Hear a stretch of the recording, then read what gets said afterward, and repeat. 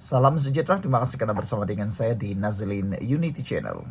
Dunia politik pagi ini digemparkan dengan berita yang cukup mengejutkan kita. Tular di media sosial berkaitan dengan tahap kesehatan Muhyiddin yang terkini. Ada yang mula menyebarkan berita kononnya Muhyiddin bakal letak jawatan sebagai Presiden Parti Bersatu kerana keadaan kesehatannya. Namun demikian, jawapan daripada Azmin Ali menjawab kepada persoalan tersebut. Sebelum kita teruskan ulasan kali ini, jangan lupa tinggalkan komen Anda. Adakah Anda rasa sudah tiba waktunya Muhyiddin melepaskan jawatan sebagai Presiden Bersatu dan menyerahkan kepada ahli yang baru? Hari ini disahkan oleh Azmin Ali bahawa Muhyiddin sehat.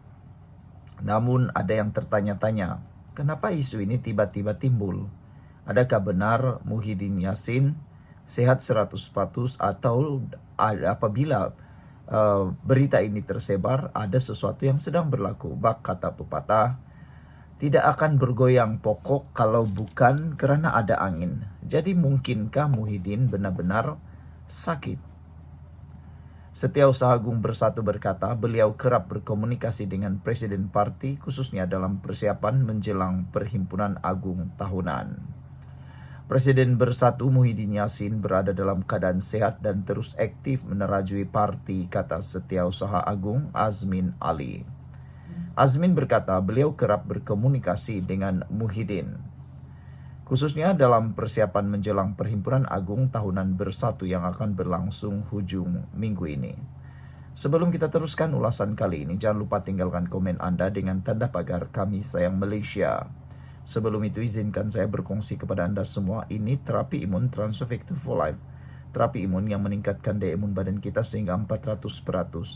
Secara umum dan ringkasnya, apabila imun badan kita lemah, apabila imun badan kita bodoh, apabila imun badan kita bertindak melebih-lebih, maka badan kita tidak sembuh dan kita akan kena penyakit, sukar sembuh daripada penyakit. Dan paling teruk, imun badan kita menyerang diri kita sendiri. Tetapi terapi imun ini mengajar, mendidik dan menyeimbangkan imun badan kita, sehingga imun badan kita dapat mengenal mana kawan dan mana lawan dalam tubuh badan kita. Terapi imun ini juga menyeimbangkan imun badan kita supaya imun badan kita berfungsi dengan optimum. Cepat dapatkan produk yang hebat ini melalui nomor telefon saya yang tertera.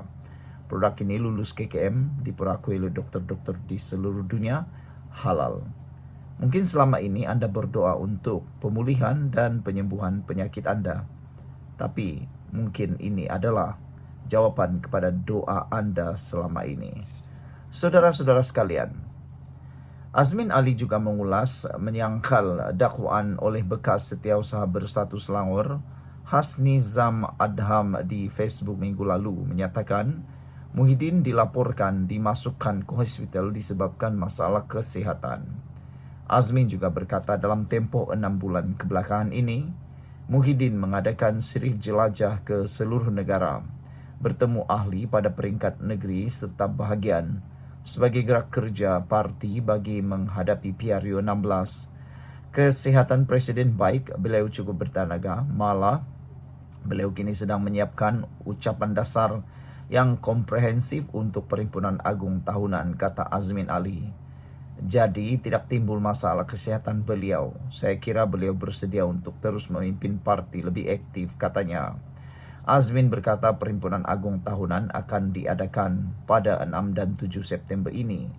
Katanya perhimpunan itu akan menjadi landasan penting untuk parti mengkaji semula prestasinya, memantapkan latihan jentera di segenap lapisan, serta memperkukuh kerjasama strategik bersama rakan komponen dalam Perikatan Nasional PN.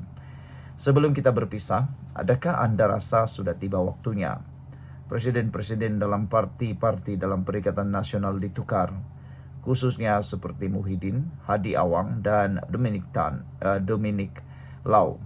Adakah mereka harus ditukar dan ditukarkan dengan orang yang baru? Sila tinggalkan komen Anda dengan tanda pagar Kami Sayang Malaysia. Kita jumpa lagi. Bye-bye. Salam sejahtera, terima kasih karena bersama dengan saya di Nazlin Unity Channel. Akhirnya orang yang cepat sangat menabur fitnah terbongkar dalam kes Sultan Perak diserang wanita. Wanita itu sudah disahkan seorang yang berbangsa bukan Cina. Dan yang pentingnya lagi ialah penyerang itu juga sudah menerima 3 hari. Tapi yang ramai tidak puas hati ialah tindakan tidak bertanggung jawab. Adun Manjoy, Hafiz Sabri yang menyebarkan berita palsu dan perkauman berkaitan cubaan menghampiri Sultan Perak. Sultan Nazrin Shah ketika sambutan hari kemerdekaan telah dikecam oleh pemuda amanah. Pemuda amanah Perak kecam kenyataan perkauman, minta polis siasatan tegas. Ini betul-betul harus dilaksanakan segeralah kan.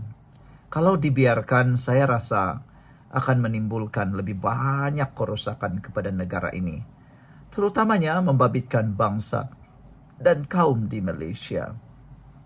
Cepat terlampau membuat kesimpulan boleh merosakkan negara ini. Dan yang paling teruk sekali ialah dia hantar, dia padam. Tapi percayakah Anda bahwa hantaran itu telah dibaca lebih daripada 1.000 orang dan maci-maci, paci-paci yang selama ini dah terbiasa dengan hasutan, terbiasa dengan pembohongan, akan cepat percaya. Mereka tidak dapat lagi dibasuh pemikiran mereka. Sekali mereka baca, mereka akan terus percaya. Macam mana nak bersihkan lagi, kita pun tak tahu. Akhirnya, yang rugi kita sendiri. Tapi orang yang menyebarkan itu pula gembira ketawa-ketawa. Jadi, tepatlah. Polis perlu membuat siasatan tegas dan tindakan yang tegas, terutamanya kepada orang yang cepat sangat membuat hantaran jelek seperti ini. Kata pemuda amanah, tanpa sebarang semakan atau tanggung jawab, beliau telah membuat kenyataan berbaur perkauman dengan menuduh wanita terbabit berbangsa Cina. Sedangkan laporan rasmi pihak berkuasa menunjukkan wanita tersebut ialah warga negara berbangsa Melayu yang mengalami masalah mental dan memiliki rekod rawatan pakar. Sebelum kita teruskan ulasan ini, jangan lupa tinggalkan komen Anda dengan tanda pagar Kami Sayang Malaysia. Izinkan saya kongsikan dulu kepada Anda semua, ini terapi imun Transovictor for Life. Terapi imun yang mendidik dan mengajar imun badan kita menjadi kuat dan bijaksana. Secara umum dan ringkasnya, apabila imun badan kita lemah, apabila imun badan kita bodoh, apabila imun badan kita tidak seimbang, kita kena penyakit dan tidak sembuh daripada sebarang jenis penyakit. Tetapi dengan terapi imun yang hebat ini, yang mengajar imun badan kita bukan sekadar kuat, bijaksana, tetapi jadi seimbang. Imun badan yang kuat, seimbang, dan bijaksana akan menghapuskan akar penyakit yang ada dalam tubuh badan kita. Akar penyakit apabila dihapuskan dalam tubuh badan kita, kita sembuh dari sebarang penyakit. Mungkin ini adalah jawaban doa Anda selama ini. Mungkin selama ini, sudah bertahun-tahun Anda berdoa untuk penyembuhan, lepas daripada masalah kesehatan. Ini adalah jawaban kepada doa Anda selama ini. Jangan risau, produk ini ialah produk yang halal, diluluskan oleh KKM. Produk ini juga adalah produk yang diperakui oleh doktor-doktor di seluruh dunia dan di seluruh Malaysia. Cepat dapatkannya melalui nombor telefon saya yang tertera. Lebih mendukacitakan, kata pemuda amanah ini ialah fitnah tersebut bukan sahaja tular luas tetapi turut dipercayai masyarakat awam. Ini memperlihatkan betapa mudahnya sentimen kaum dijadikan bahan manipulasi untuk mencetuskan kebencian. Lebih-lebih lagi pada hari semulia Hari Kebangsaan ketika seluruh rakyat sedang merayakan perpaduan dan kemerdekaan. Sebagai seorang adun yang merupakan graduan pengajian Islam dari Universiti Malaya, beliau seharusnya lebih berhati-hati dalam mengeluarkan kenyataan kepada masyarakat. Sepatutnya beliau memainkan peranan mendidik rakyat dengan ilmu, bukan menanam kebencian dalam masyarakat majmuk negara ini, kata Ketua Pemuda Amanah Perak, Khairul Najib Hasim dalam satu kenyataan. Khairul menambah tindakan adun PAS itu adalah naratif palsu yang membakar sentimen perkauman. Ini kerana Hafiz dalam laman Facebook mendakwa bahawa Pelaku adalah seorang Cina meskipun siasatan polis membuktikan sebaliknya. Justru itu pemuda amanah berharap pihak berkuasa agar menjalankan siasatan menyeluruh terhadap penyebaran berita palsu ini, termasuk mereka yang berniat menunggang isu ini untuk tujuan perpecahan kaum.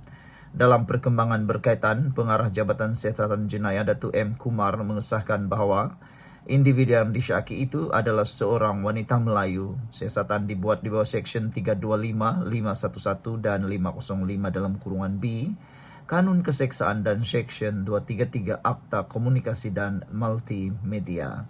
Sekian untuk kali ini. Jangan lupa tinggalkan komen Anda. Bye-bye.